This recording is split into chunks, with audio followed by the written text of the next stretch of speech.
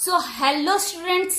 तो आज के इस वीडियो में हम लोग पढ़ेंगे स्किप काउंटिंग। अच्छा, स्किप काउंटिंग होता क्या है? तो स्किप का मतलब होता है छोड़ना, और काउंटिंग तो आप जानते हैं जब हम नंबर काउंट करते हैं। आप एग्जाम्पल के मान लीजिए कि एक लड़का है जिसने एक पेड़ पे कूदा, फिर एक पेड़ से दूसरे पेड़ पर कूदा, अभी दूसरे पेड़ से चौथे पेड़ पर कूदा। तो जब ये चौथे पेड़ पर कूदा तो इसने ये वाला पेड़ छोड़ दिया। तो जब हम किसी चीज को छोड़ के आगे बढ़ जाते हैं तो उसी को हम क्या कहते हैं कि हमने इसे स्किप कर दिया, इसे छोड़ के हम यहां आ गए। तो आप समझे स्किप काउंटिंग कहते किसे हैं? स्किप मतलब होता है छोड़ना।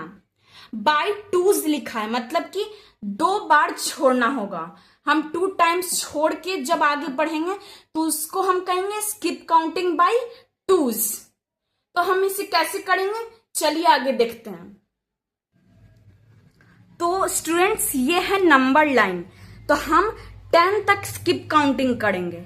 अब हम 0 से स्टार्ट करेंगे, तो 0। अब हम 2 टाइम्स काउंट करेंगे। 0 से हम गए 1 पे 1 बार, फिर गए 2 बार। तो ये क्या हो गया, ये 2। अब यहां से हम फिर 2 टाइम्स जाएंगे, तो गए ये 1 बार, फिर गए 2 बार, ये 4। फिर हम गए 1 बार, फिर गए 2 बार, तो ये क्या हो गया 6। फिर गए 1 बार, फिर गए 2 बार, 8। फिर गए 1 बार, फिर गए 2 बार, 10। तो आप समझे हमने क्या किया? हमने 2 टाइम्स जंप किया और हमने किसे स्किप किया?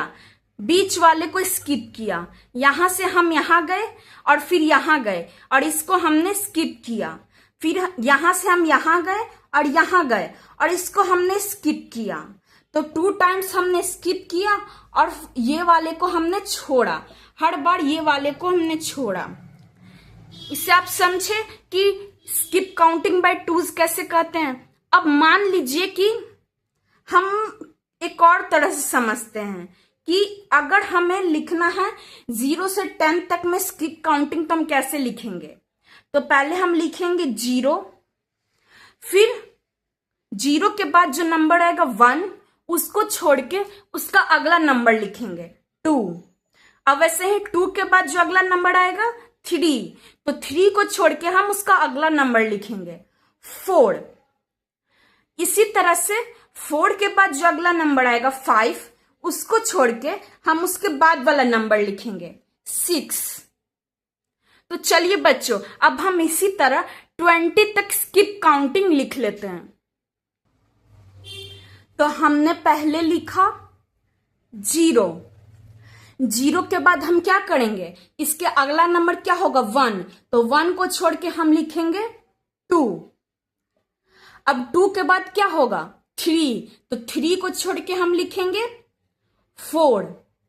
4 के बाद जो अगला नंबर होगा उसको छोड़ के उसका अगला नंबर लिखेंगे। तो 4 के बाद होगा 5, तो हम 5 को छोड़ के उसके बाद वाला नंबर लिखेंगे 6। अब हम 6 के बाद जो 7 आता है उसको छोड़ के उसका नेक्स्ट नंबर लिखेंगे 8। वैसे ही 8 के बाद क्या आता है 9, तो 9 के बाद जो नंबर आता है हम वो लिखेंगे 10। अब 10 के बाद क्या आता है 11, तो 11 के बाद जो नंबर आएगा हम वो लिखेंगे 12। अब 12 को छोड़ के 13 हम छोड़ देंगे, तो 13 को छोड़ के जो उसके बाद वाला नंबर आएगा हम उसे लिखेंगे 14। अब 14 के बाद क्या आता है 15, तो 15 के बाद जो अगला नंबर आएगा उसे हम लिखेंगे 16। अब 16 के बाद क्या आता है 17, तो 17 के बाद वाला नंबर लिखेंगे 18। अब 18 को छोड़ के क्या आएगा 19, 18 के बाद 19, तो 19 के बाद कौन सा नंबर आएगा 20, तो हम 20 लिख देंगे। तो बच्चों, समझा आपने कि किस तरह से हमने स्किप काउंटिंग किया।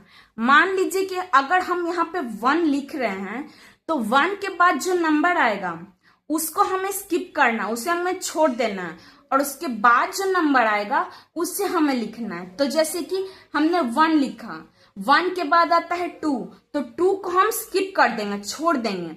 अब 2 के बाद आएगा 3, तो हम लिखेंगे 3 को। वैसे ही 3 के बाद आएगा 4, तो 4 को हम क्या करेंगे, स्किप कर देंगे, छोड़ देंगे।